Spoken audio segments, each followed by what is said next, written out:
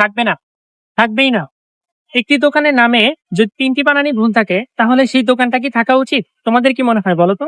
এই যে নিচে দোকানের নামটা দেখতে পাচ্ছ, এই দোকানের নামটাতে কয়েকটা বানান ভুল আছে। তোমরা কি সেগুলো ধরতে পেরেছো? চলো আমরা খোঁজার চেষ্টা করি নামে।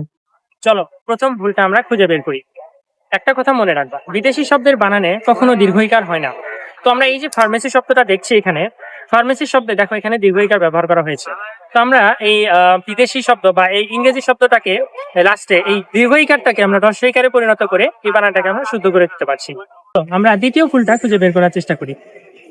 যে সকল বিদেশি শব্দের বানানে শুরুতে এ উচ্চারণটা আসবে, সেক্ষেত্রে আমরা জ ফলা এবং আকার দিয়ে সেই এটা উচ্চারণ করব।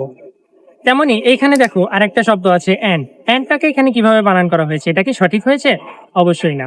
এখানে আমরা অবশ্যই উচ্চারণটা জফলা এবং আকার দিয়ে উচ্চারণ করব। তাহলে তোমরা নিশ্চয়ই বুঝতে পেরেছো বানানটা কিরকম হবে। এবার চলো আমরা তৃতীয় ভুলটা খুঁজে বের করার চেষ্টা করি। এই দোকানের নামের একদম সর্বশেষ বানানটা যদি আমরা দেখি, বিদেশি শব্দের বানানে কখনো মূর্ধন্য স উচ্চারিত হবে না, সর্বদাই দন্ত স উচ্চারিত হবে। তো এইখানে দেখো স্টোর বানানটা যে আছে, এখানে স্টোর বানানটা কি হয়েছে? অবশ্যই না, কারণ এখানে মূর্ধন্য স দিয়ে উচ্চারণ করা হয়েছে। তো এটাকে যদি আমরা দন্ত স দিয়ে উচ্চারণ করি তাহলে কিন্তু বানানটা সঠিক হচ্ছে।